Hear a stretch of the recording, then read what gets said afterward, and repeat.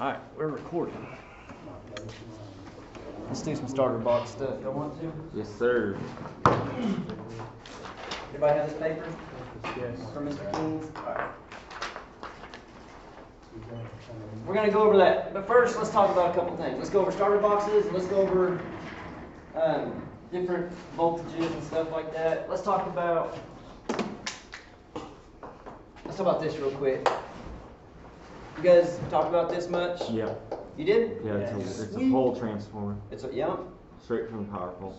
Yeah. What you know about it by looking at it? So it's a Y configuration. It is. So we don't have to wire it. So you don't have to what? We don't have to wire it. We don't have to put it on a straight line. He said we don't have to put it on a straight line. Okay. But we have to go from, like, we have to put neutral, all the legs, but not the whole transformer. Yeah. Not Just all the of three that. lines of Just power, the, yeah. and then your neutral leg. Right. Okay. If it's a Y transformer, what are the voltages that this building may be? If it has this transformer sitting outside? 208. 208 is a possibility. So on a Y, it could be a 208 volt. 240. 240. 480. Yeah, 480, 460.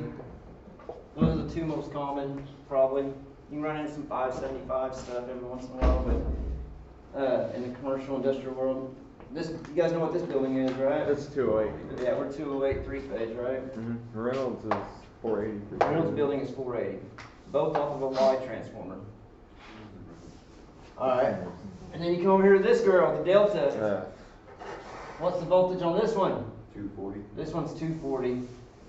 This one's not as common, and maybe I should go talk to the high voltage guys, but here's what I do know, is like on a power line that's running down the road, it's easier for them to drop a 240 Delta to like a little convenience store or something like that than it is to set up a Y. And I don't know anything other than that, honestly. But not very common, not near as common, not near as common.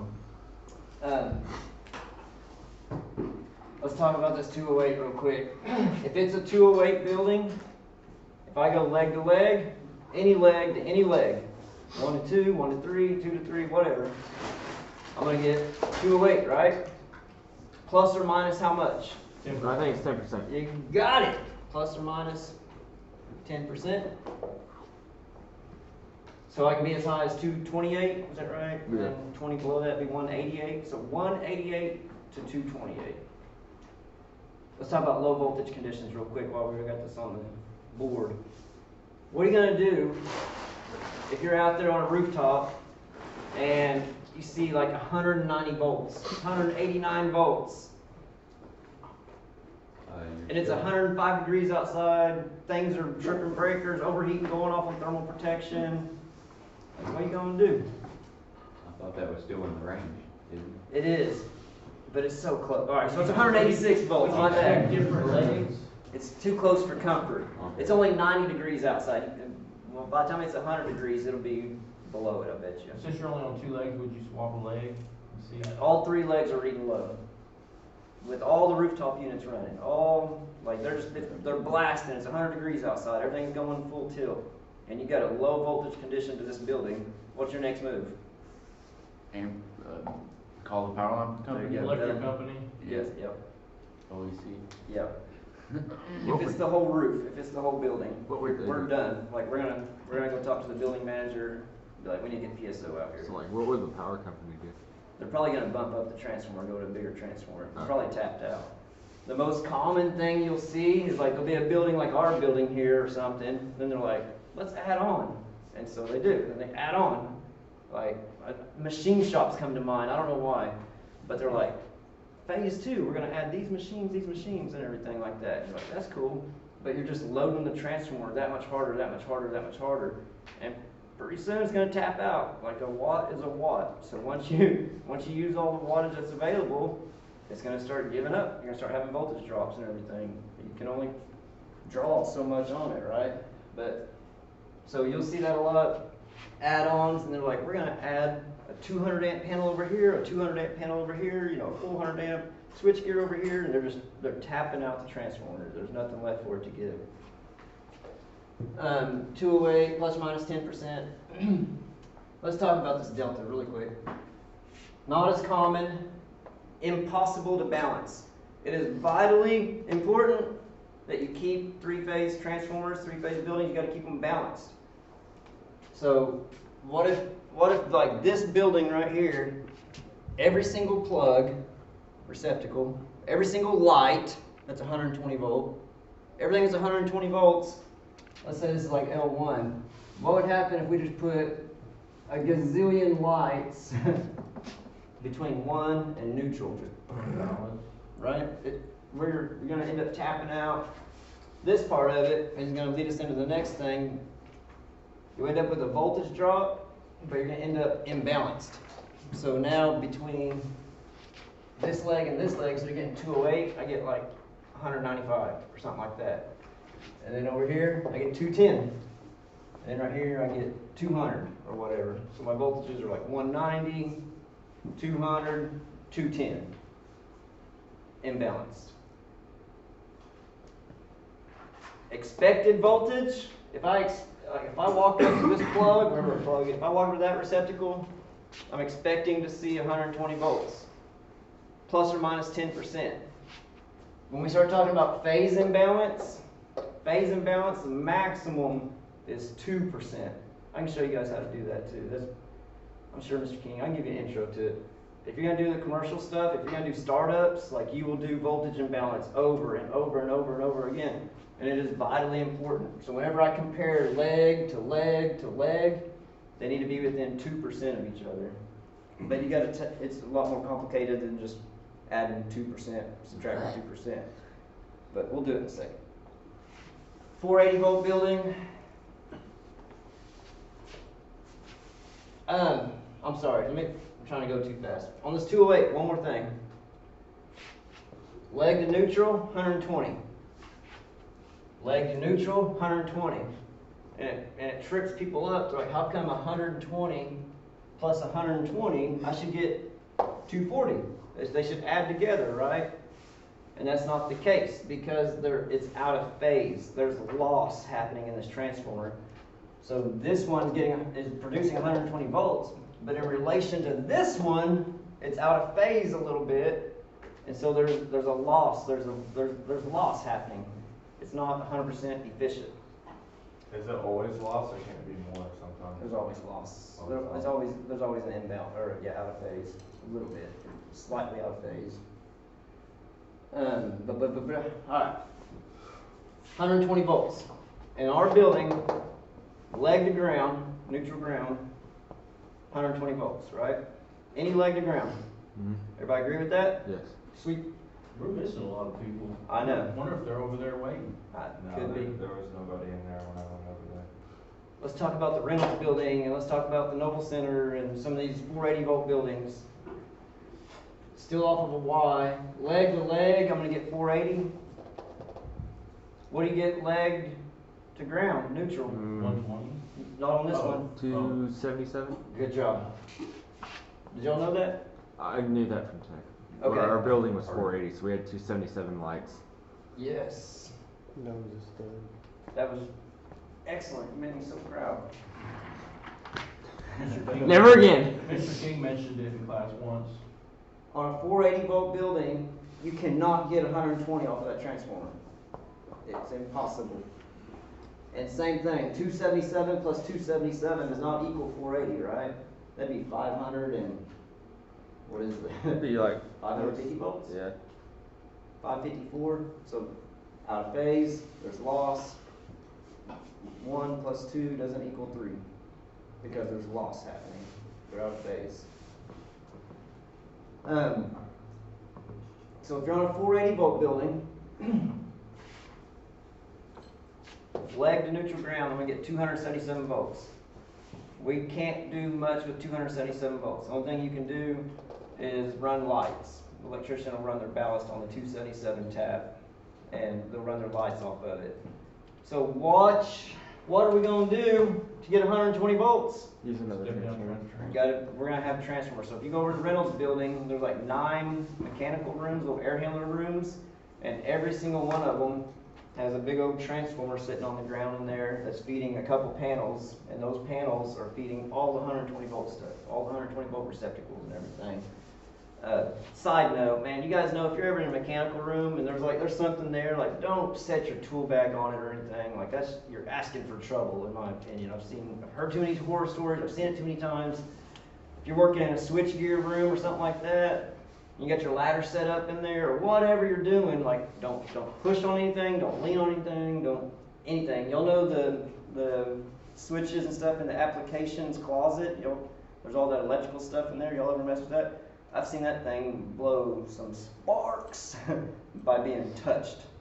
Just like, hey, I wonder if that fuse is blown. And you just lean on the cover or whatever, you start opening it, and pow.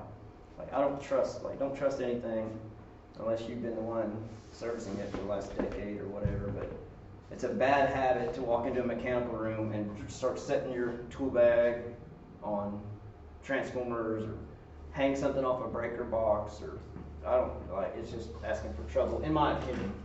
Especially if you're messing with something like 480 or something like that, or even 575 or something way up there. Alright, 208, 480, done with the Ys. So we will have additional transformers to step it down to 120. The 240, this one, leg to leg is 240. This is the one that has the hot leg, Widowmaker. the stinger, the widowmaker. What else is it called? Wow thing, I don't know. Bless you. It's going to have a hot leg on it. So now, on this particular one, from here to here, I would get 120 volts. From this leg to neutral ground, 120. From this leg to neutral ground, 120. But from this one, look at everything that it's picking up. So from this particular leg to ground, I'm going to have that hot leg. It's going to be somewhere like 180 to 200 volts.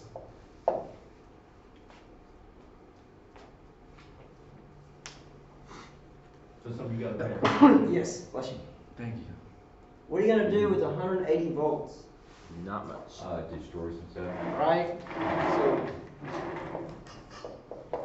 I'm going to name it Oxtaby. You know why? Completely worthless. Mm. Oh, I thought it was because of hot legs.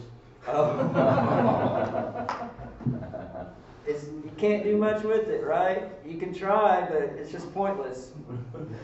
You're just the first person. You got roasted.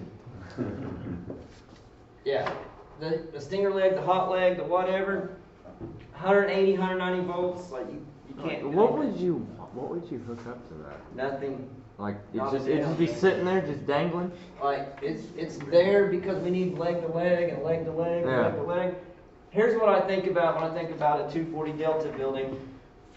I'm in my machine shop mode again, but I see a little office sitting up here, and it's got a girl and the owner and whoever. You got like 5 people in the office with their computers and they're doing stuff. There's 5 little offices. They got some 120 volt. And then you have this like huge machine shop, and everything out there is 240 volt 3-phase. So they're just bam, bam, bam. That's fine. I just need a lot of 3-phase power. But the problem you run into is it's impossible to balance. You can't spread all your 120 volt loads between all 3 legs and ground. You can't go 1 to ground, 2 to ground, 3 to ground, neutral ground. You got to put them all between this leg and neutral ground and this leg and neutral ground. So if you have a bunch of 120 volt loads, it's going to become very imbalanced. Make sense? Mm-hmm. Because you're drawing off of them 2. But The one then on top's just like, that's it. life's good, man, you know? So, little office, big machine shop, lots of stuff spinning, running out there. Can they put a step-down transformer on that? The Widowmaker leg? No. I mean, is that just something that's... Just the nature of the beast. Like, I just need a little bit of 120 volt power, and then I need a whole bunch of 3-phase power. And like I said, I need to go holler at the high voltage guys. There's something about setting up the building, it's easier for them to drop this off the line than it is to set this up. And that, man, that's all I really know. I've heard that said a million times, but I don't know anything besides that. I need to go holler at one of those high voltage instructors over there. They're on the parking lot right now. If they're not driving trucks, they're climbing poles. And we need to go holler at them. I want to climb those poles too. Me too. Alright, 208 versus 240. The delta is also called the center tap. Hey, that hot leg should have orange on it. It should have like orange tape or something on it. Typically it has orange. Your Widowmaker, your hot leg, has what color on it? Orange. Dang right. Next. That delta is sometimes called a what?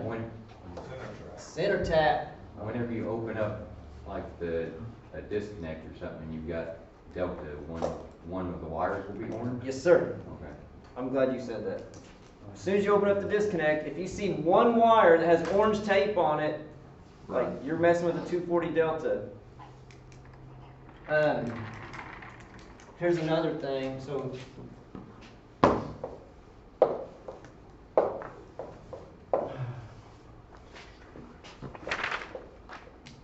brown, orange, and yellow. If you open up a disconnect or a breaker box or anything like that, and you see like brown, orange, and yellow on the 3 wires feeding that box, that's a 480 volt building. Boy, brown, orange, yellow. If you open up a disconnect, L1's got brown tape, 2's got orange, and 3's got yellow, it's a 480 volt building. 208's got one too, but I don't even know what it is, honestly. But brown, orange, yellow is definitely 480 volt. Let me show you guys some starter boxes real quick. How y'all feeling about starter? Most of y'all done a starter box now, Yeah. at least one. Has anybody not done one? A couple of you, a few of you. If you've seen a test question that said, "What is a starter box?" What's a good answer? It's a set of contacts with an auxiliary on it, or with overload heaters, something like that. Contactor with overload protection. That's all it is. You could technically take this contactor, it's just a contactor, hopefully y'all can see that. That is just a 3-pole contactor, right? You could take this and then add an overload section to it right here, and now it's a starter box, motor starter. Electricians will call them motor starters, we call them starter boxes. We call it a lock-in circuit. Electricians call it a latch-in circuit. Lock-in, latch-in, same thing. Starter box, motor starter, same thing.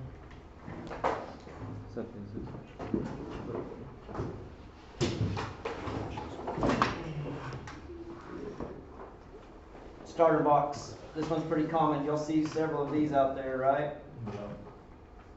Here we go. Right here is your coil voltage. Y'all see that? This is a 24 volt coil. These are my coil terminals. Here's the rules on a starter box. Once you find the coil, like where my 2 fingers are at, if there's not a wire there, then you can go ahead and land a wire there. Go ahead and put your wire right there. But what you don't want to do is, if there's a wire that's already on the coil, don't put a wire there. There's pre-wiring happening here. So this pre-wiring right here goes down and goes through the overload contacts, both of them, and then comes up and powers the coil. So I'm actually going to take power to right here. It goes down, and it goes through the 2 overload contacts, and then it comes up and powers this coil. What happens if one of those overload contacts open? It's going to kill power coming up here to the damn coil, right? They're in series with the coil. Everybody good with that? Overload contacts go in series with the coil. What would make an overload? What makes the overload contact open? High amp draw. High amp draw would generate heat in the overload heater. Do you guys understand, like, overload heaters don't open, they don't thermally open. Overload heaters are just there to report temperature. They will never burn open or anything like that. So if my motor that's hooked up down here, if it starts drawing high amperage, it's gonna start generating heat in this heater. And once this heater gets to X temperature, whatever it's set to trip at, it's going to come over here and open its contact. The heater doesn't open. The heater just reports to the contact and tells the contact to open. Have I made that clear? Yes, sir. Heaters are just there to report temperature, that's it. It's a chunk of metal, you can't, like, just a heater. Here's a super duper question for you guys. What do you think the resistance is like on this heater? It's in series with the motor that we're trying to run. So would you want a voltage drop across this heater? No. No. So what's the resistance like on this heater? Very low resistance. Very low. Zero. Very, very, very, very, very low. Overload heaters go in series with what? Contact, the load. The load, the motor, whatever we're controlling. So the heaters are in series with the motor. Very low resistance. If they get hot, they just come over here and report to the contact and tell the contact to open. And what's going to happen when the contact opens? Gives power to the coil. So there's one contact for all the heaters. So that's the thing. This particular one heater reports to one contact. Okay. One heater reports to one contact. Each heater's got its own contact. And then you come into some of these other ones. This one's got 3 heaters, but they all report to one overload contact right there. I don't know what I've got.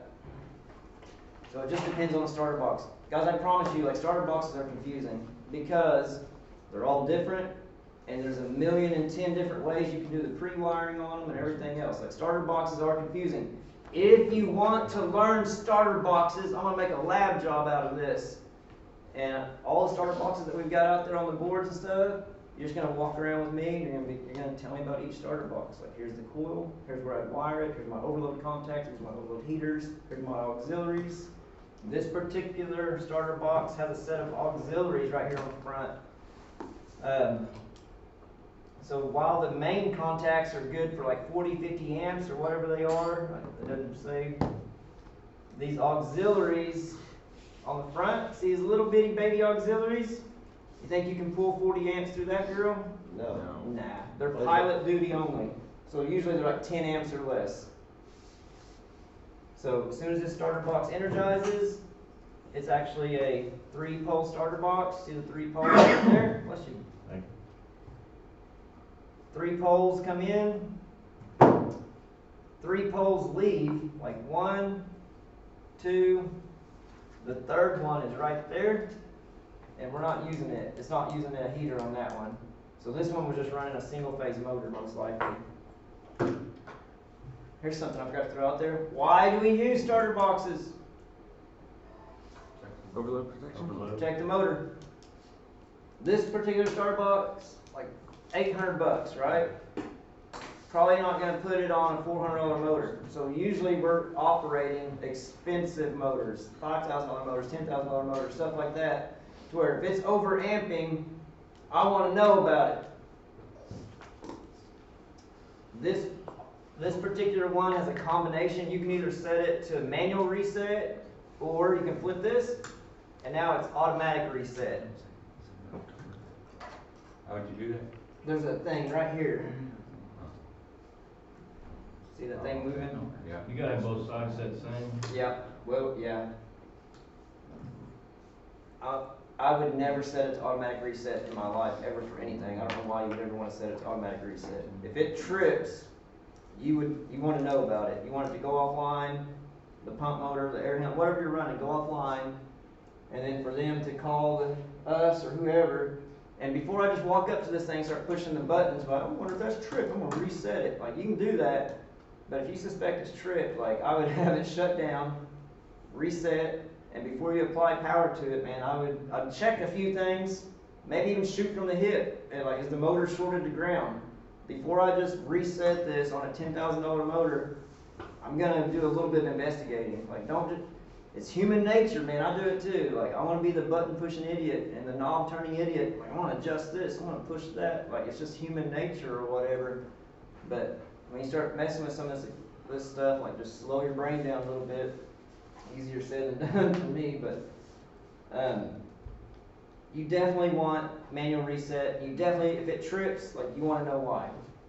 So same thing, even if you're running residential work, guys, if you're running residential call and you show up at a house and the breaker's tripped and they're like, man, as soon as I reset that breaker, it just pow and it trips again. Are you gonna reset the breaker? No. No. I'm gonna go outside or whatever it's controlling, and I'm gonna start shooting from the hip. And before I ever even put voltage to it, I'm gonna ohm a few things out. Maybe I'm gonna ohm out the compressor. Maybe it's shorted. Maybe it's shorted to ground. If I can find it with my ohm meter, hey, that compressor's shorted to ground. I have 1 ohm resistance from one winding to ground. Like, that winding in the compressor broke and it's touching the casing of the compressor or it's touching something metal. So electricity goes in it, current goes in it, you go straight to ground, got a ground fault, boom, blows the breaker. I'm not going to sit there and keep resetting the breaker. Maybe it won't trip this time. Maybe it won't trip this time. Like, I'm going to try to find what's going on with it before I start blowing sparks out of the breaker and stuff, you know? Same thing here. Alright. Y'all have gone over starter boxes with Mr. King a little bit. A little bit. Overload heater. Y'all know how to draw up a starter box? Yes. Does anybody not know how to draw it? Really quick, let me show you guys this. The biggest thing, always break both sides of the line on a starter box. Check this out. If I had a contactor, that's a motor, that's a C1. Well, this motor, if I open and close that, like, this motor will energize and de-energize, right? It's going to come online, go offline. It'll work fine, right? On a starter box, we're going to break both sides. Let's go ahead and put a starter box up here. Switch energizes a starter box coil.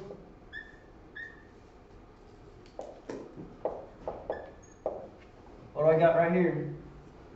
Overload contact. Overload contacts in series with the coil. What is the only thing that can make this overload contact open? The heater. If the heaters get hot, high amperage, it will make this overload contact open. That's it. It does not switch its positions with this coil. You guys hear me? It never switches positions unless the heater gets hot. It is not a normal contact that's going to switch positions with the coil, energizing and de-energizing. The only thing that makes that open is a heater getting hot. Okay? And then starter box, overload heater, motor, heater, contact, boom.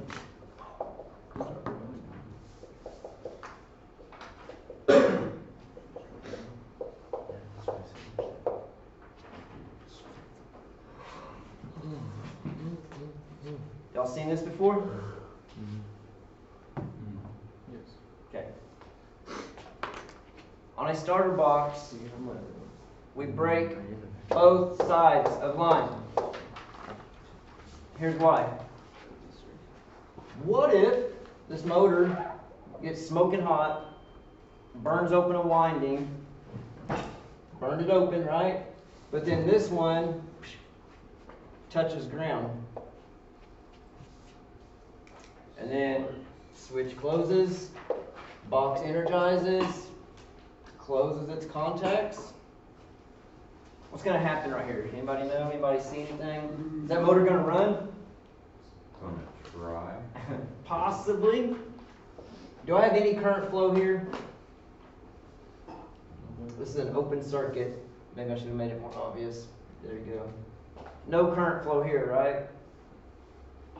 Agreed? Yes. Agreed. Alright. There's a big old gap right there. What about this way? You're gonna walk up and touch it and discover real quick that it's sort of. My man. If this motor isn't grounded properly, if it's just sitting there to ground or something like that, you could walk up on this and get lit up and get shocked. If you're grounded and that's not grounded, it's shorted to ground, it's shorted to itself, right? So that current is just sitting there looking for ground, it's looking for somewhere to go. So if I go up and touch it and I'm grounded, it's gonna be like, thank you very much, and it's gonna go through. You know what I'm saying?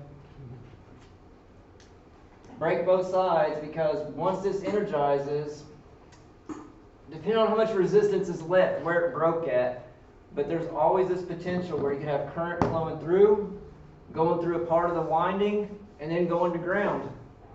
And so, and it'll hopefully eventually get warm enough that the overload heater is going to catch it. What happens when the overload heater gets hot? Contacts it. It's going to come up here, tell the overload contact to open, and go offline. Break both sides on a starter box. We want to monitor everything we can. Pay big money for that starter box. We're going to use every bit of it we can. Would it work if we did something like that and just put one heater on one side or whatever? It would totally, electrically, it would work. It would energize and de-energize. We just wouldn't be using it to its full potential. Getting everything out of it we can. Rock and roll. Now let's do this.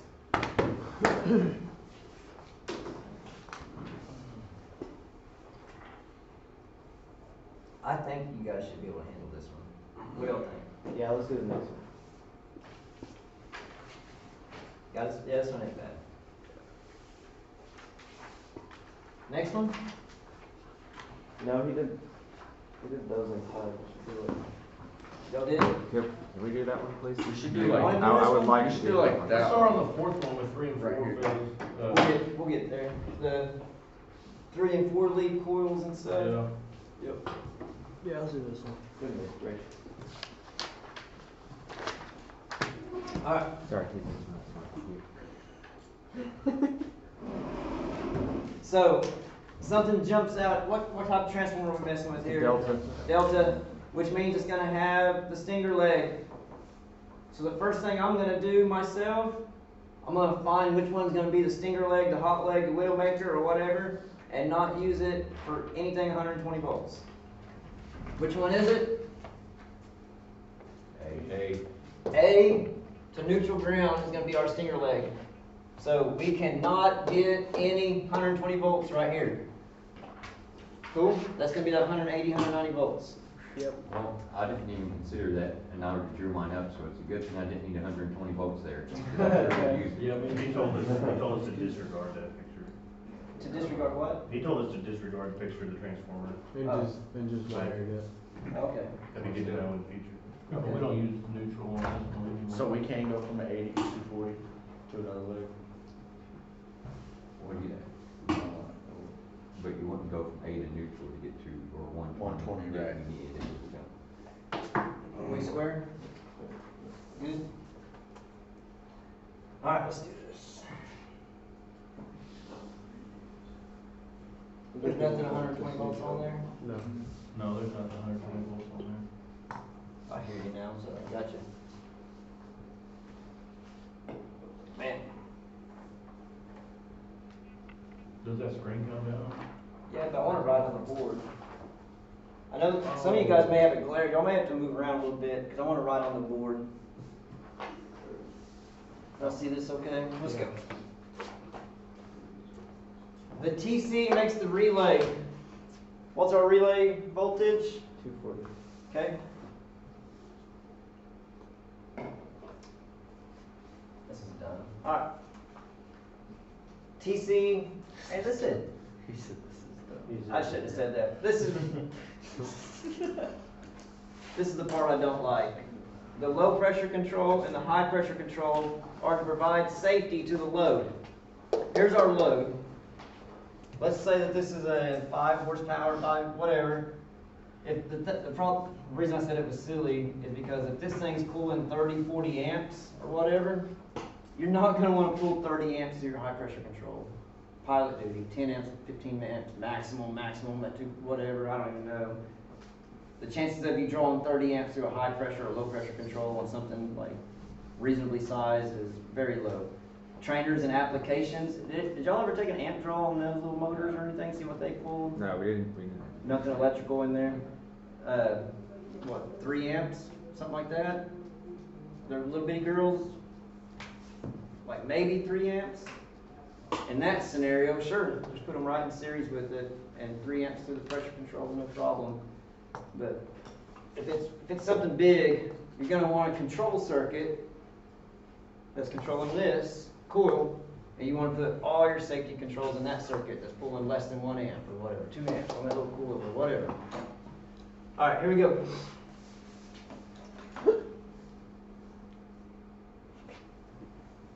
What are you supposed to do with the relay? Power the, Oh, the TC makes the relay. Yeah. The relay energizes the starter box. you power the, Provides safety to the load. Does he want those in series with the load, or can we put them in series? Can we put them in our control circuit? Does anybody know? Well, he drew it up, This he is how had I it did series it. with the, Y'all already did this one? yeah. Some of them did. Oh, yeah, really. I just have the controls up there. He's got other stuff. He had it in series with the coil. Oh, sure did. He put everything in series. I gave this to, 240. The overload contact. Done. Let me just shine this up there. Can I? I skipped over the Oh, why does it look so ugly? Because I drew it in pencil first. Hey, maybe I'm being too literal. I drew it in It says the low pressure control and high pressure control provides safety to the load. That makes me think like they're in series with the I should load. have done it lightly. Yeah. Maybe someone has extra. That didn't show up real well. Yeah. I can see it. Can y'all see that okay? Yeah. Alright. All we did here was take 24 and hit TC, PC, PC, energized coil, back to 24 volt neutral, common. Put them all in series. And then take L1 through the contacts. So L1 is one side of the line, right? Take it through the contacts of that relay, through the overload contact, hit the starter box coil. So I brought L1 in right here. Agreed? Yes. This volted 240 volt. So where does this other side need to go? Does it need to go to neutral? No, it needs to go back No. to the leg. It needs to go back to either 2 or 3, right? Any other leg. Originate from a leg and go to any other leg. Any leg to any leg will get you 240 on this setup. This one's not that bad. Y'all should be good with this one, right? I wanna do this fourth one. Alright. Anybody else want to do the third one? Wait, what's the I third got a one? question on this one real quick. This one? Third. Yeah, I didn't work, I worked mine through What's the L2 third and L3 That's fine. through the heater box, or the I wanna starter do this box. one.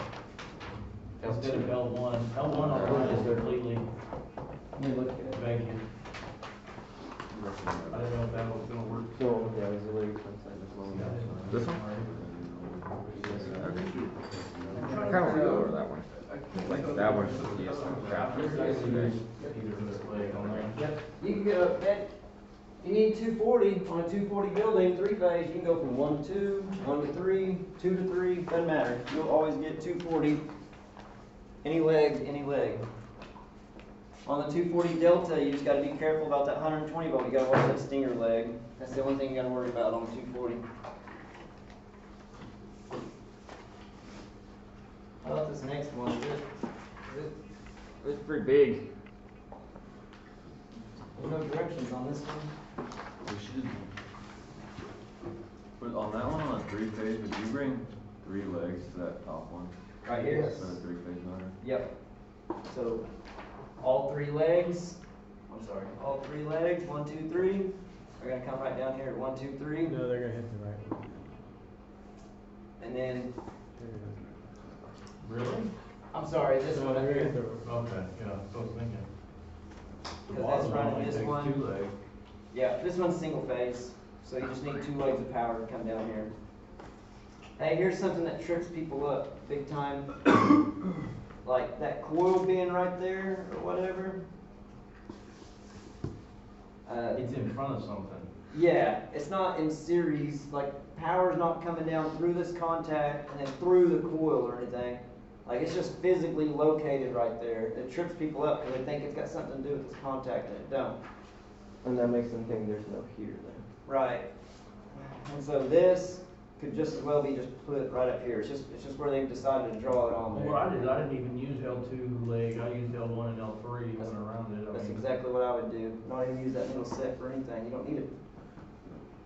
I only use the middle. Did Middle you? is good. No. So Use your two outside when you're ones. drawing it up, and you can't, you just bypass it, right, when you're drawing it up. Like when you have to go through the overload contacts, there's no overload contact there for you to see. Right. This one may not have a heater. This one may just be a 2-heater. It may be something like this girl here that we were just looking at. Okay. Makes sense? We're like, hey, we got that third contact in the middle, but we don't even need it. We're not even gonna buy the heater for that because we're just running a single phase motor. So this drawing is the exact same thing as this right here. Okay, but up on top, the 3-leg, Yep. the 3-phase motor, it's hidden, but we don't need, but we don't have to worry about drawing through those overload contacts when we're drawing our Yeah, diagram. that's interesting, isn't it? We can only go through 2 of them. It is. That's not technically right. There should be a heater on that one too. There should be another overload contact too. When did you drew up to the top one when you drew it? No, No. no, you're supposed to come in from the left to that, out to another left. That would be a short right there. Yeah. But when you're routing your 24 volts No, through it, fix you it. don't have to go, you can't go through the middle one, you can only Yeah. go Also through. just, This and this are the terminals for the coil. well, I can fix my buddy. So you're gonna bring 24 volts in right there. Right. Your switch power, whatever's controlling it, that'll be 24 volt neutral, common. Well, you gotta bring the 24 volt through the overload contacts also. Yes. You're only bringing it through the 2 on the sides, and that can't. Yeah. So I understand technically there should be a third one because it's understood that there's a third heater behind here that we can't see or whatever. I'm gonna agree. Haven't done the relay yet. If this has got a heater and it's got a contact, and this has a heater and it's got a contact, then I would bet you a nickel there's another one right there. Should be. I was thinking. Especially if it's a 3-phase motor, right? Right. Right from the, I was thinking that it was 130, I wondered about that because, but then again, I was thinking.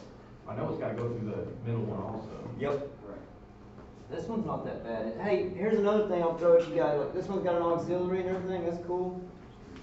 On this one, you're just using the outside legs or whatever. If I needed an auxiliary, remember this, because there's some jobs out there in the lab. If I needed an auxiliary for like a lock-in, this one doesn't have an auxiliary. What are you gonna do? Up top. Contact. I'm gonna use the main contact. I'm gonna use that middle contact right there that's rated for 40, 50 amps or whatever. I only need it to be rated for pilot duty. I'm only gonna pull a couple amps through it to lock it in or whatever, if that. So it is very qualified to do the job. It's way overqualified to do the job, right? So it can be used as an auxiliary. I'll take some thermostat wire into that. I'll take some 18 gauge wire into that big old thing. If I need a normally open contact for something, like it's just way overrated for what you're gonna use it for, but it'll still electrically do the exact same thing as an auxiliary, right? It's still gonna open and close like normal. So if you get out there, the starter box doesn't have any auxiliaries on it, and you need an auxiliary for a lock-in or for a whatever, and you're only using the 2 legs for a single phase motor, then just go ahead and use that middle set or whatever, whichever one you're not using, use it for your lock-in. So you're gonna use a big ass contact that's rated for 50 amps, and we're gonna pull 1 amp through it. Who cares? It's definitely rated for the job, right? Alright, y'all wanna do this next one? This the one that's... Yeah, I got it now. Here, let's see, I was thinking. So how do you usually color pencils? Every circuit should be a different color, right? What? Yeah, like the second circuit should be. I'm not the one grading this, I'm just... Well, I think I didn't know if it was just not filled on all the. That coil. like every circuit, so here I got You go this the coil? three phase grid, so whenever I have one, two, three, come over here, it's a separate circuit, so it should be a different color. No, I didn't run it. Cause I remember. That was what I was thinking, like, it doesn't matter what color you use. But. Like he had brown. I didn't know it was distinguished brown and the red. Are the colors supposed to be a certain thing or something? I'm using, Control I know what you mean, like, I feel like it was. I'm just using 3 colors. That's all I'm doing. Let's do this. Now this is the one I'm interested in because it's got the 3-phase coil on it. And it's not a, it's a 3-pole coil. It's a multi-tap coil. You guys have done multi-tap transformers. Mhm. This is a multi-tap coil. We can do multi-tap motors. You guys, have y'all done any of those rescue motors, like truck stock motors, where they'll do a 1/4 horse through 3/4 horse or whatever? They got a bazillion wires sticking out of them or whatever. It's just a multi-tap. It's just changing the resistance.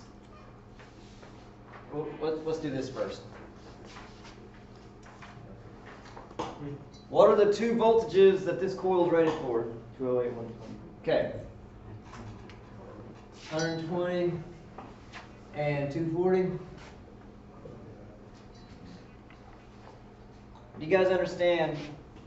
Like, we've done enough relays and starter boxes and stuff. The relays that have, the starter boxes that have a 24-volt coil, like, they pull in the exact same as the one right next to it that has a 120-volt coil. And it pulls in the exact same as the one right next to it that's got a 208 coil, right? They do the exact same thing using different voltages. They're all doing the exact same amount of work, the exact same amount of magnetism, the exact same amount of wattage. Everything's the exact same, we're just using different voltages. So, if I've got I'm going to throw some numbers out there, just random. If coil 1 is rated for 120 volts, and I ohm it out, it's got like 10 ohms across it.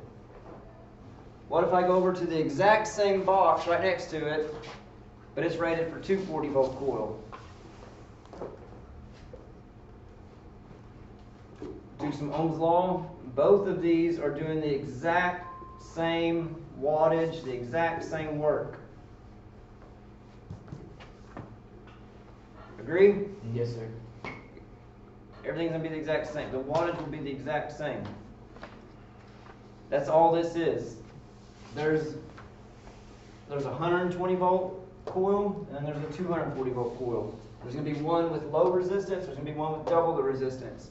One's going to be rated for 120 or low voltage, one's going to be rated for high voltage. You ready? Yeah.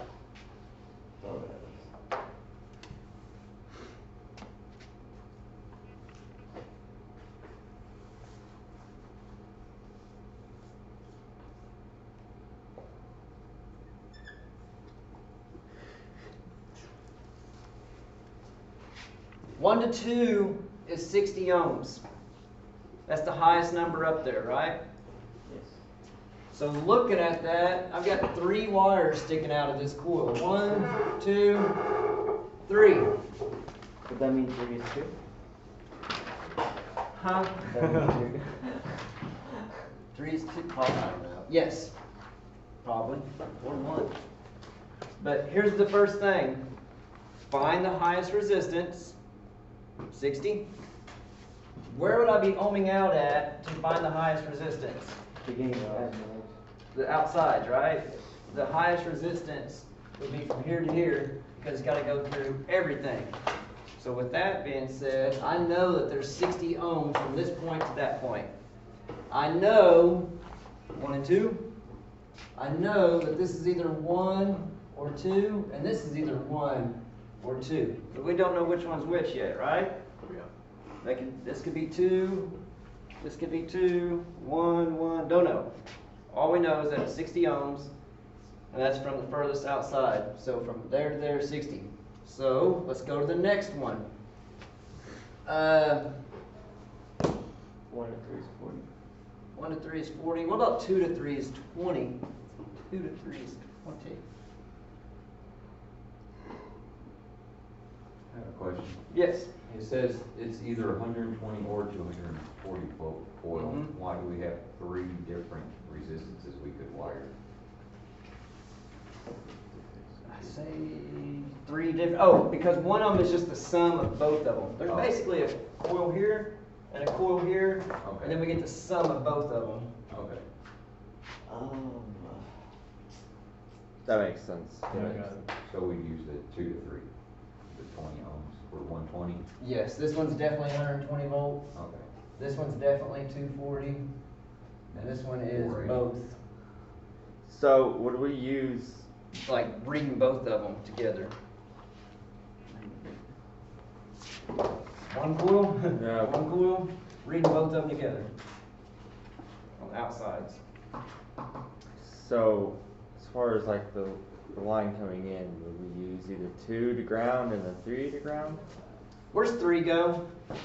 Middle. Okay. I knew it. I knew this almost. And then 1 to 2 was the both of them, right? So 2 is, Shit, it doesn't even matter, let's just, oh yeah, cause it's. it really don't. Yeah. 1 and 2. Let's see if that works out. 1 to 2 is the sum of both of them? Yes. What about 1 to 3?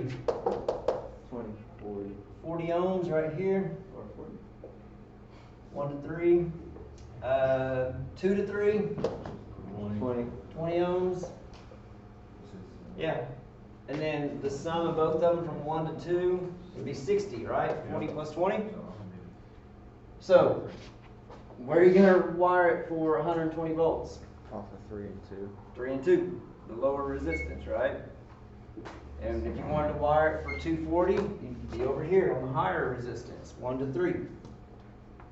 Bring power into 1, leave on 3. Not that hard, is it? Got one wired up? Yeah. So would we disregard that grounding, that ground one, like completely? Why are you talking ground? Oh, Wait, that's a neutral. Or This- the neutral? yeah, neutral. Yeah, the neutral. Yeah. Would we disregard that completely? No, Uh, we're gonna no. need it for the 120. Okay. because it says, what did it say? Connect for 120 volt on the coil. Okay. You go off the neutral to cover all the switches. I get it now. I get it. I get it. We're talking about on the coil. I want to use this for 120 volts. Yeah. Alright. Okay, I got it.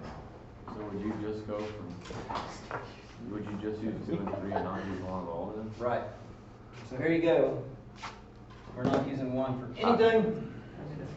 I got it now. I'm loaded. Let's go. Is that all you guys needed on that? Y'all feel good about that one now? Can we wire it up? I don't care. I want to wire it up. I'm sorry. We got nothing but time, homie.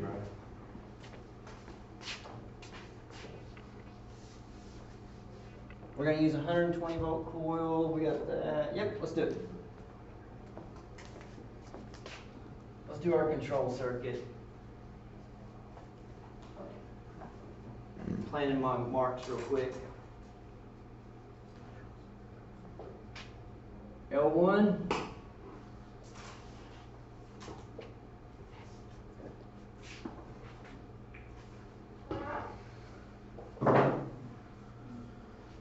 I'm gonna originate from L1, hit TC, PC, PC. Now where am I headed? What Overload component am I about to energize? The coil. The coil. What's gotta go in series with that starter box coil? Overload contact. Overload contacts. So let's go hit the 2 overload contacts. I'm gonna get sloppy. I don't gotta turn mine in. Lucky. Yeah, yeah, yeah. What did we say we were hooking it up for 120? So it'd be 2 to 3? Yes, sir. So I come in 3. I'm gonna leave 2. I'm gonna go back to neutral. Oh my goodness. I know. What I the- made it out as good as I thought. It looks like you wired up your motor. Oh. You got one phase of 3 phase. Right. 120, I don't think. Oh. Beautiful. Beautiful. Yeah, these are gonna get sloppy. I'd hate to be the person grading them. Luckily you're not. Yeah. It'd be time consuming. I feel bad for Mr. King, honestly. Yeah, it'd be a lot. There's like, good thing mine are beautiful. 45 people. That's it, I guys. think this will be like anything else that we do. Originate from a leg, and then go back to neutral to ensure we get 120. Now you gotta power the two And tanks. then you'll take your 3 legs into here, your 3 legs of power into here, and then come down and power your motor. That's it. You want me to switch colors and show you that too? And 1, 2, 3. This is literally how Mr. King did it when he showed us. So, Yeah, that sounds good. Y'all good on this one? yep, yep. Ain't much to it. Let's do another one. Yep. Can I take this one down? Yes. Alright. We gonna do the next one?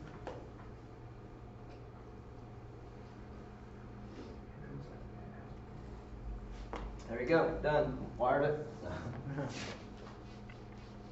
Oh, crap, that's what it was. Oh, it's the same. Different, oh my god. 4 terminals now. This one's kind of tricky. I think I showed someone this one yesterday. Can't read mine.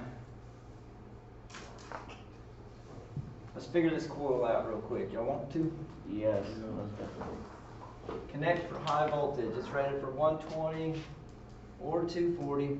So we want 240. Yep. This one's interesting. For 240 will come in 3, connect 3 to 2 and out of 4. Yeah. That works. That would work. Or connect 4 to 3, come in 1, leave on 2. Yeah. Wait. So we can. Hang on. Alright. Damn it, okay. Here, I'm gonna help you guys out. I'm gonna show you. All we've got is 2 readings. Go 1 to 3.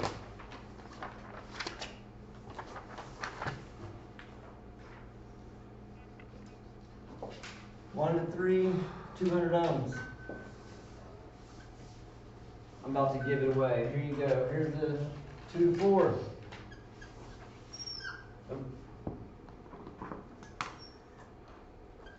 You went over this one in lab the other day, didn't you? yeah, real quick for whoever walked up and listened. Sorry, I really have to Huh? Don't get it? I didn't hear what you said. I think it's for better than.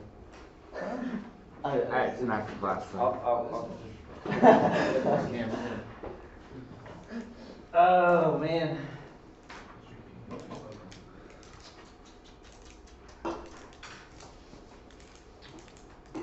Four lead coil. On the 3 lead, there was a common point, right? On the 4 lead, there's not. There's no common point. All the 4 lead is there's 2 coils in there, and they're identical, right? They're both 200 ohms. So if I want to wire this for low voltage, 200 ohms. If I want to wire it for high voltage, 400 ohms. Oh. Wait, what? So We the could other go- 4, is that just saying that they don't know? Huh? The other 4, are they just saying that they don't know? What does that symbol mean? 3 to 4 is infinite. Open line, OL, means there's a infinite, like there's, So we could go in and hit 2 to 4 and come out of 3? no. What? What? What? Sorry, I don't know where I came up with my. You can come in 2, and then 4 jump over to 1, and then come out 3. Hey, Yeah. 200 ohms will run on this particular scenario. It's rated for 120 or 240, right?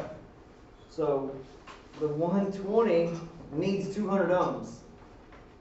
So the 240 needs double that. So what's double of 200 ohms? 400. How can I get 400 ohms with what I got up there? What? 1 to 4. Here it goes. I'm gonna connect 3 to 2. I'm gonna bring power in here. I'm gonna leave right here. Okay, so Oh, bring power to 1. So we go to you go 1. 3 to 2. cheat sheets. You're just standing there like, I'll let them take this one. Okay, so we're basically going to go through all 4 points on the coil. Are we not? You're gonna have a wire on everything. You're gonna jump, Oh, that's right. you're It's gonna high jump voltage. 3 and 2 together, though. Yeah, okay, that makes sense.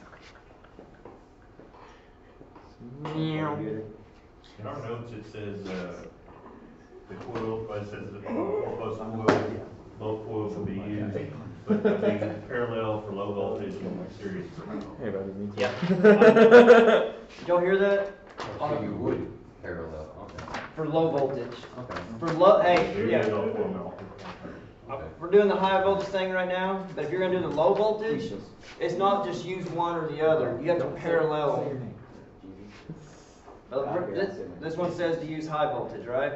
Yeah. So let's do high voltage. High voltage, we put them in series. And guys, it's really that easy. Everything else is the exact same. Go hit your switches, do whatever. So it it's the says. exact same as the one we just did, just with more legs and stuff? It is. Okay, that makes me feel better. That makes me feel a lot better. Just more Jesus. I don't, you guys got this? Yeah. The next one. The last Power one. can come in on 1. If we do it like this, and then we're gonna leave on 4. So this will be L1, like switched. Y'all just wanna wire this up real quick? I thought you guys. We might as well wire them. Yeah, because we're gonna rest like light on the next one. Number 6 is a, Yeah, that next one's hard. yeah. Oh, I shouldn't have erased that. Oh, boy, you got it. Alright, we're gonna wire this coil for 240. So Which- That means you gotta take 240 through all of your controllers. Yep. That means that to L1, let's just originate from L1. What's that? Am I good? Yeah. Here we go. L1 into the TC, out of the TC, into the other TC. I'm going to hit my overload contact.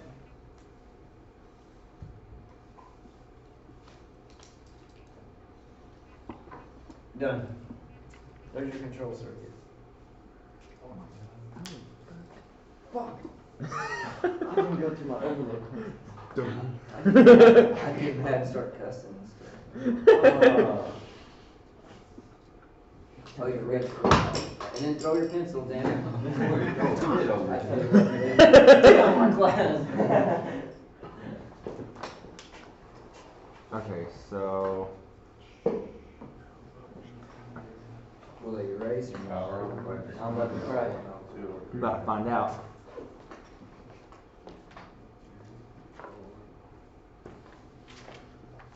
This is one of those where I skip overload contact and What a savior. You owe me lunch. Barbecue. Go down to Daddy And that's B's. that place down there? Daddy B's. You guys get this? I've almost got it. I mean, does it make sense to you? It makes sense. It's easy yes. to copy mine off, but does it make, or can you do it? If I snatch all y'all's papers at the end of this class and gave you fresh ones that are blank, can you redo it? Yes. Sir. Yes, I feel like we can do it. Hope so. I understand it better on paper than I do looking at it.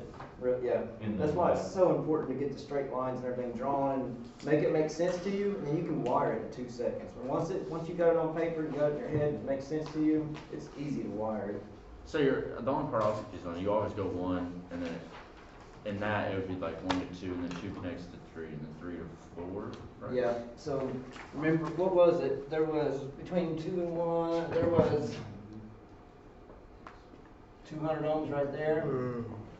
And there was 200 ohms right there. So I applied 240, and I got the highest resistance possible. I put them in series, I could pull 400 ohms. Well, there's actually 200 ohms between 1 and 3, and 200 between 2 and 4. Yep. You got it between 1 and 2 and 3 and 4. Did I mess up? Wait, hang on. It would be cross, wouldn't it? I don't think so. Like cross resistance. What's this? You got 1 and 3 with 200, and 2 and 4 with 200. That's the exact same way I wired mine up. So, I think it goes into one,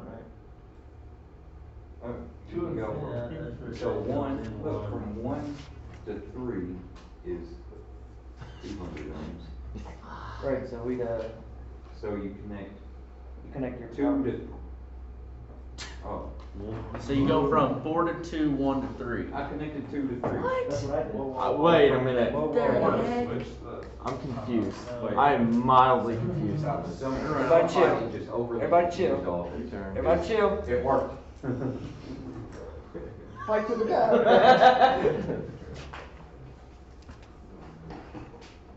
I thought we were going to one. I drew it wrong. I'm so sorry. That's what's throwing me off. I was like, Whatever, you didn't know. Is that still the control circuit? My bad. Huh? Is it still the control circuit? Yeah. You still gotta connect 2 and 3 together though? No. Oh, okay. Oh. Let me draw. You need to erase it Man, right yeah. here. I made a mistake. Chill. No, it's not you. It's us. 1 to 3, That just gave me miles and 3 to 4, right? Yes. No, 2 and 4. That- 2 and 4. 4 to 4. I'm saying, what was wrong with the way it was drawn up? 2, 4. There was nothing wrong. Yeah, there's not. I'm leaving it the way it is. That's how I did it. Is that how you did it? Yeah, I'm leaving it the way it is. If he says anything about it, oh well. That's how I did it. That's right, because from. You gotta connect 2 and 3. Hey, it's risky business, Go into okay? one, and then connect these, and then Yeah, connect it's one. on 4, yeah, that's right. 4, 3, 2. Damn it, now we're gonna Right. do more. Don't care what. No, it's good. It's good. It's good. Hey, it was fine. It was fine! Come on! You said there'd be. Well, you had your resistance drawn up different, that's what I was wondering. Didn't he say? I did. So 2 and I'm just 3 gonna leave it still as it gotta is. So we put 2 and 3 still gotta connect. No, it's 3 not and 2, fine, dude. guys. Look at this. I'm looking. I don't understand it. 1 to 3. Alright, So we'd go into one. and leave on 4. Right. And So we did. there would still be a jumper right here. You could still leave. Damn it, so I have it right. Yeah. So I'm who leaving it completes as that? it is. So you gotta go in, you can go in either one. Yeah, for real, huh? Yeah, you go in one or out or the other. That's all good. So look, let's look at this real quick. This is right, the way it's crisscrossed in there, based off of these readings. 1 to 3, 1 to 3, 1 to 3, right? Yeah. 2 to 4, 2 to 4. Yeah. We need to connect 3 and 2 together, right? So let's connect 3 and 2 together. Okay. It's good. Switch power is gonna come in on 4, so I'm gonna bring power in right there. Where do I need to leave at? Need to leave on 1. I'm gonna leave on 1. Back to the side of Okay, but I just did the opposite of that. Alright, that works. Either way, it's So it works. Power's gonna come in at 4, go through 200 ohms, jumps down to 3, goes through 200 ohms, back to the side of the line. Get it? Got it? Yeah. I almost got nervous there for a second. About screwed up. Okay. Now for the last one. Last one? Yeah. Yeah, let's take a look at that one.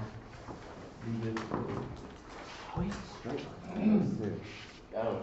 Hey, on a side note, I've been thinking about some wiring diagram, like, I've been thinking of some scenarios in my head, so tomorrow when we get back out there, I've got a couple ideas I'm gonna hit you guys with, and I'm gonna be like, hey, I want it to where when this switch is on, this relay chatters, but when this switch goes on, or you push this button, it locks in, and then you got flip flop. This has to be this, and this before it resets. I don't even know how to do it. I've been sitting there thinking of some stuff. Chet, it's all on you, bud.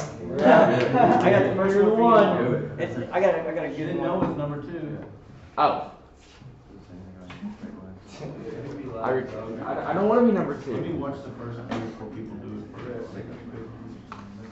I guess Brian wants to be number 1. Alright, what's up with this? I'll show you what not to do.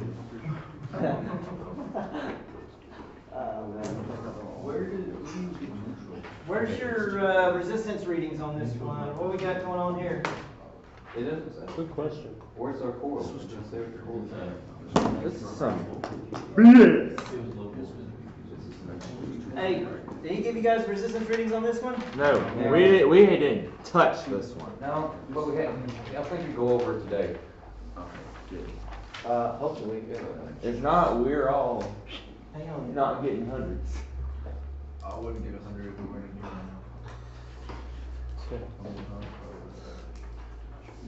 yes, sir.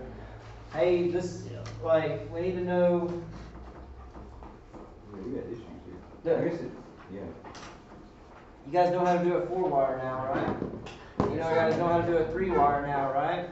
Yes. So if I was in you guys' shoes, I would hit up Mr. King today and be like, what the resistance is, or what are we doing with this? Tell me a sequence that you want on this. Because you've also got a time delay right here. You don't notice that? That's what confused me even more. Has he told you, has he given you directions on what he wants it to do? No. Okay. Probably something he's gonna go over today, I hope. I hope he does, because if not, he. What are those things on the Done right screwed on up. the Expect other us side to of know the it, but 1, 2, Yeah, this- 3, you're not- contact? 3. Hey, you can't do this one until we have more information. Straight up.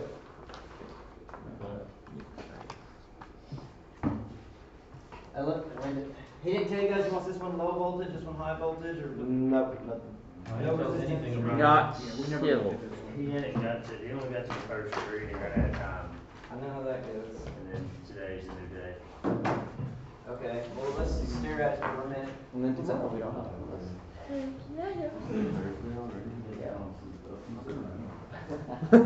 We're going to find out. You guys wanna talk about time delays for a sec? Yes. Yeah, we do. Sequencers? Yes. Have y'all started on that yet? Shut up, I'm tired of talking over you guys. Have y'all talked about the time delays yet? No. No. No? I feel like someone he has, but not. We haven't, like, we've gone over time delays just a tiny bit, Okay. but not enough to where we can do something like this, I stared at that board out there and didn't know what to do. which is rare for you. Yeah. Very rare. There's a 2 starter box job out there. Aller did it. Didn't you do that one yesterday, or was that Lawson? One of y'all, or both? Yeah.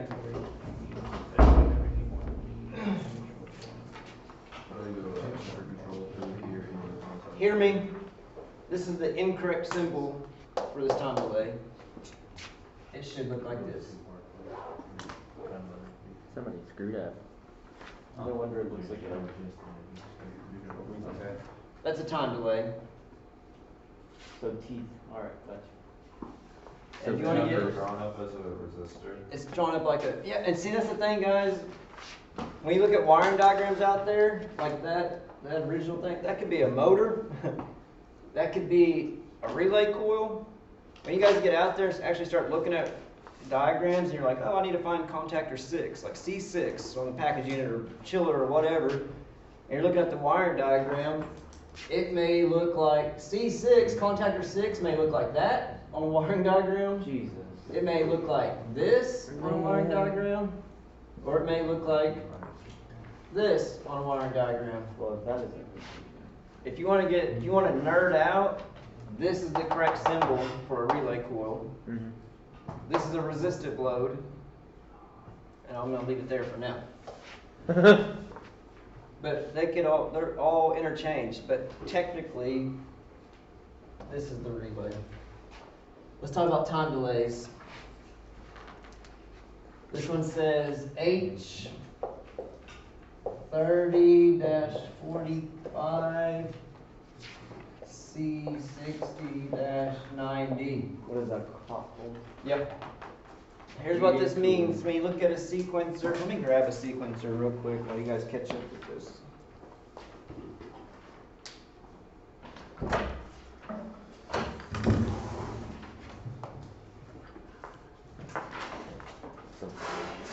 Eventually, I'm not straight line. I will take the L. I am not straight line. I would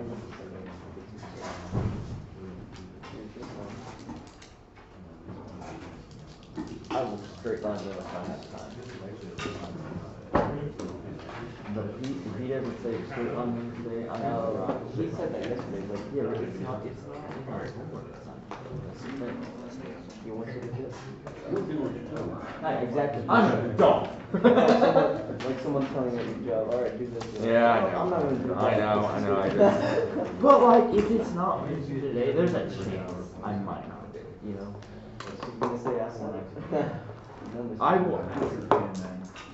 And if he says do it. Oh, I need to buy it. Things sound good right now. Just like, Honestly, lunch sounds good. and Freaking that Dale song, I don't even like it. Just too catchy of a tune to get out of my head.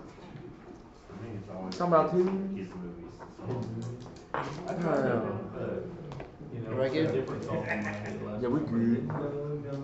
The one at the beginning of the movie, one of my head, one about the family. Yeah, that's me and Dad having shared some stuff in his head. say what? Have shared some stuff in his head. Show to it? Yeah, or a little picture. My brother does.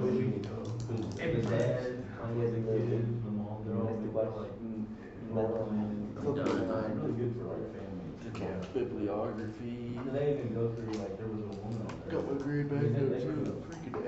Issues, Real life yeah. issues and stuff, like there was like, well, why doesn't you have a wife, why don't you have a wife? And they're like, "Well, that's right. Yeah, we were together. Miss Dryers is close to A. Man, Stars is something else. Miss H. hey, we gotta do that topic discussion tonight. It's close to being an A with like an So straight is. A. Except for Mr. Hey, so I can't find a sequencer. I'll show you guys that one in the lab tomorrow. It's a double stack sequencer. But if you look at it from the side,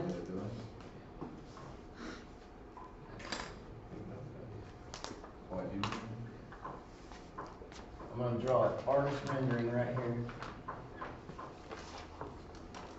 Alright, so we got that.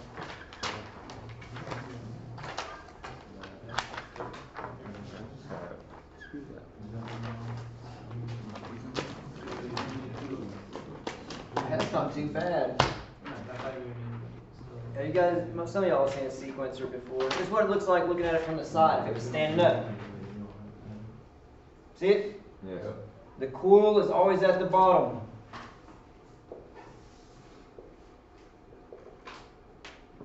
Boom, boom. So this is going to be the coil. You said my handwriting was Yeah, mine's bad. I'm in a hurry. You tell me. Let's go. Time delay heater. The coil right there, we call it the heater because it actually is a bimetal. Y'all talked about that a little bit. Two dissimilar metals. When you heat them, they expand and contract at two different rates.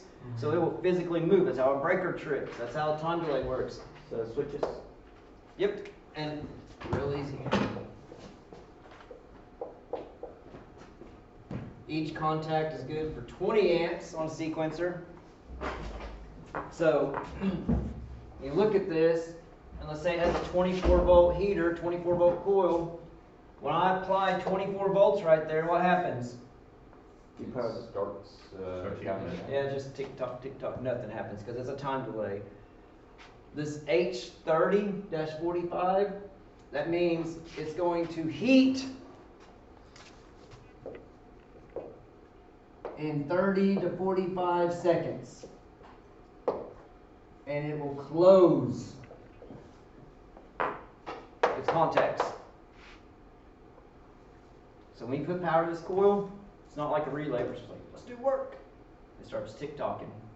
timing out, okay? Waiting for it to flip. And then it Are click, those adjustable? nope, not on these, Okay. not on a sequencer. If you have a, let me grab a regular little time. Factories. It's crazy, they're cooling off here. Is that for a slow start? Yep. Yeah, let me hit you guys with this. Where do we use sequencers at? Where do we use time delays at? Sequencers, electric furnaces. If you have a 4-ton, 5-ton, whatever electric furnace, and it's got 4 strips in it, it's got 20 kW in it, that's 4 strips, and each one pulls 20 amps.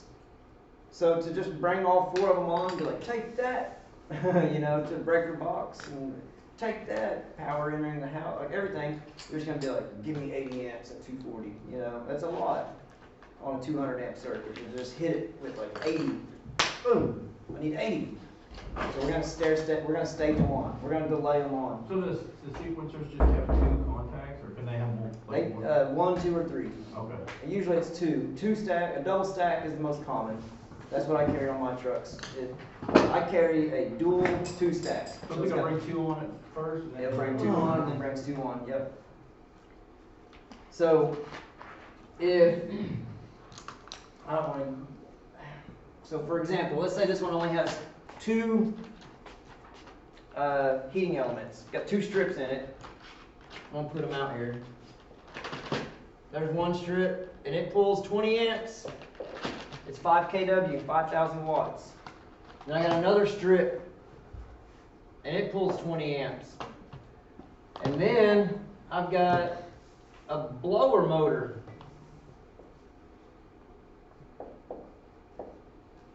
And it pulls 2 or 3 amps at 240. Bless you. How you gonna wire this girl up? Are you going to use one sequencer to bring on another? Is that how you? Or you could parallel your coils to each other so they both start timing at the same time. So you have one that was, let me get there. Okay. These contacts are only rated for 20 amps. On every sequencer I've ever seen, the contacts are rated for 20, 25 amps. Maybe 30 if you're lucky. How many strips can I put on that? 2. 2. Bullshit. 1. 1. Well, I meant 2 for both of them. Okay. I'm in on, yeah, so I meant. Okay. My bad. 1. Okay. Each contact can only handle 25 amps, we're going to say. If this thing's pulling 20, I can't put 40 on it, right? I can't put 2 of them on it. So this contact will run that strip. This contact runs this strip and the blower. Okay. It's beautiful No, it don't. to teach. Let me sign it. Damn, I wish mine was That dude. Artist. Each strip pulls 20. The contacts are only good for 20, 25, so we can only put 1 strip on each contact. The blower, let's say you had multiple sequencers in there. It's got 2 sequencers in there. It's got another one like just like this sitting over here. The blower needs to come on with the first strips and go off with the last strips. You never want a heating element in there just burning, or you know what I'm saying, energized, without airflow going across it. It's going to get smoking hot. It's going to burn up. So let's say I wanted to put 2 more strips in it. It has 4 heating strips in it. My other sequencer would probably say something like this. So this would be number 1. And remember, that means it takes it 30 to 45 seconds to heat and close. And then it takes it 60 to 90 seconds to cool and open back up. So if I want to add 2 more strips on it, I'd probably do something like this.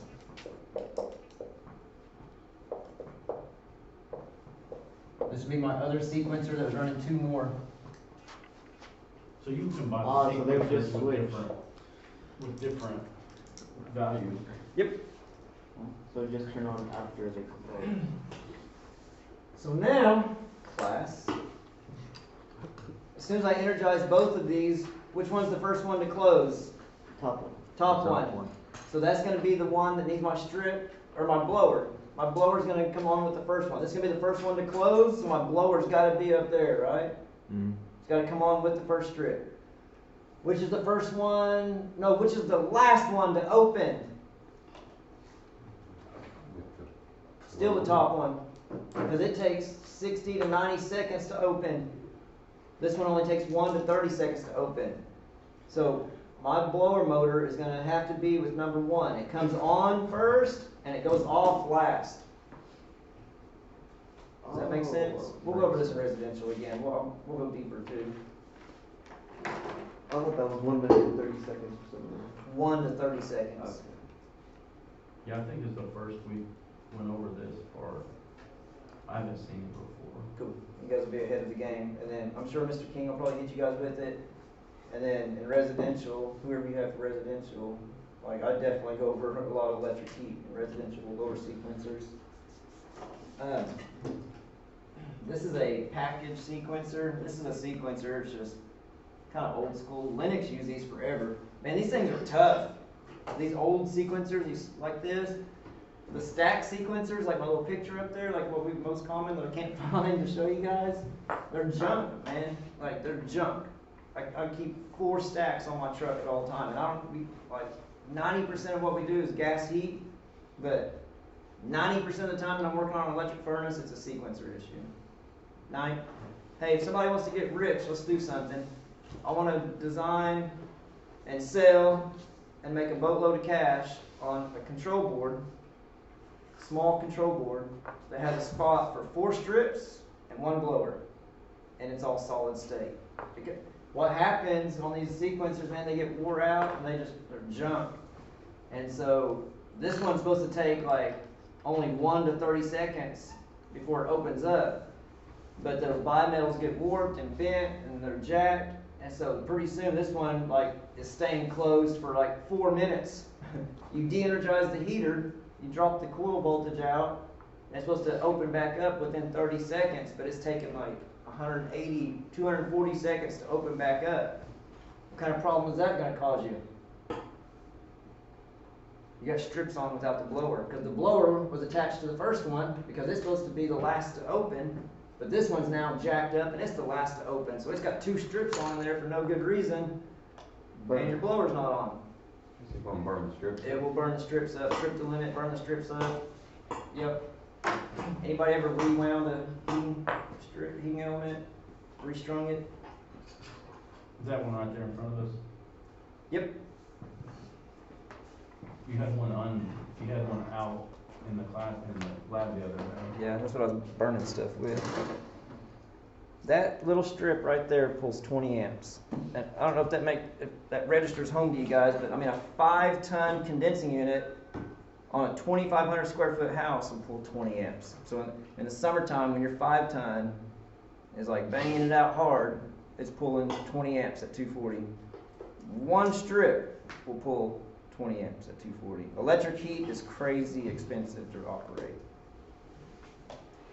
Yep. So there would be 4, some of those have 4 of those in them. Yep. Sometimes carrier will do 5, you know.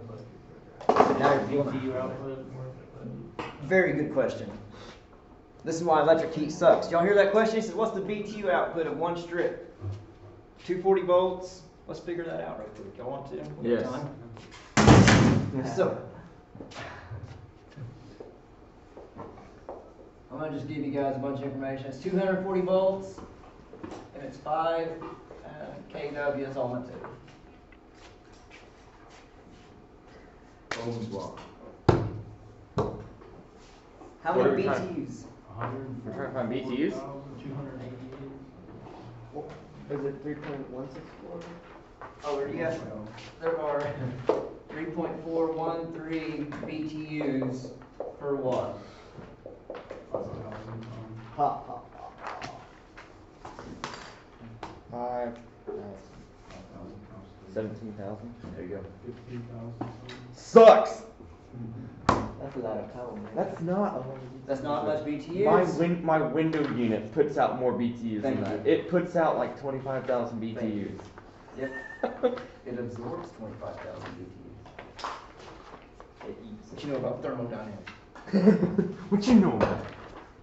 All we gotta do, this is 5,000 watts. Cool? If I've got 5,000 watts, multiply it, each one of them watts is producing 3.413 BTUs. And it's like 17,067 or something like that. That sucks. You gotta spend a whole lot of money on the I mean, imagine pulling 80 amps for 4 strips, and you're getting 65,000 BTUs, 68. 68,000 BTUs, and you're pulling 80 amps. That's it, 40. And on the fireplace. Yep, fireplace. The Yeah. electric meter's spinning so fast outside, like it'll keep you up at night. It's like, like it's crazy. Like electric heat is very expensive. Heat pumps, heat pumps, heat pumps. If you're total electric, it needs a heat pump on it. Like, unless it's like a single wide trailer with no insulation and blah blah blah. And It's, like, as long as it's a like 20 decently degrees outside. yeah, as long as it's decently built and decently insulated, if it's total electric, it needs a heat pump on it. Game over.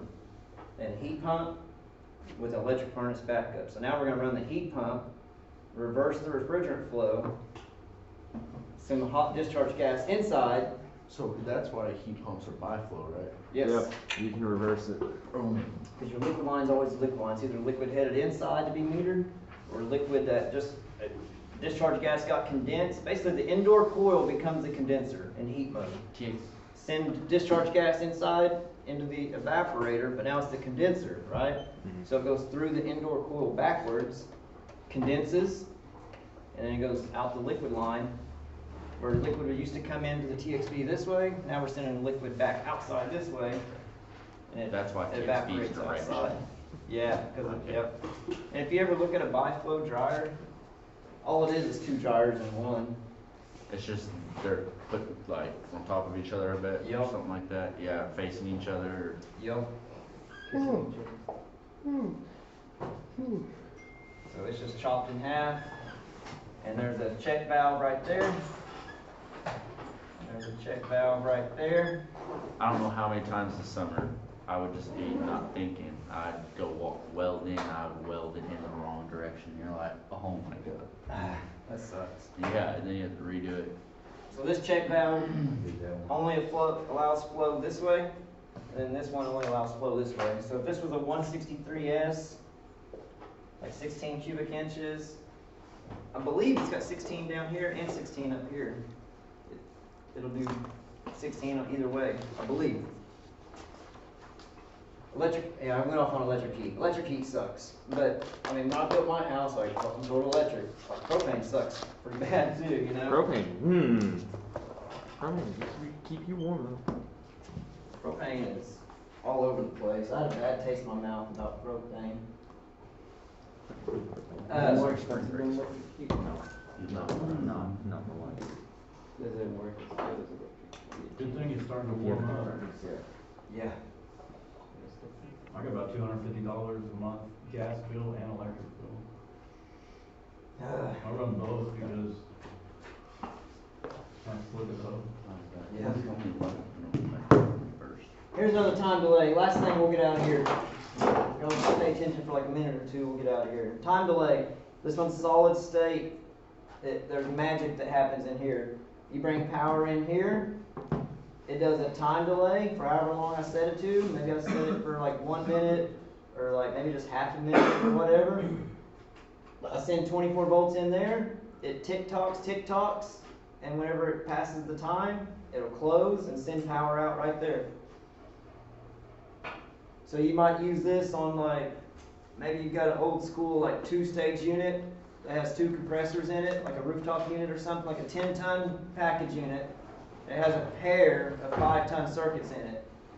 And so you want to put it, you don't want both stages coming on at the exact same time, so you may put a time delay on second stage. So that way, if someone goes to the thermostat, they just crank it down, You're like, yeah, let's bring on first stage and let it stabilize and hit steady state. And then after a 2-minute delay, 4-minute delay, whatever it is, now we can go ahead and allow second stage to come on, bring it online, and get it up to steady state, you know.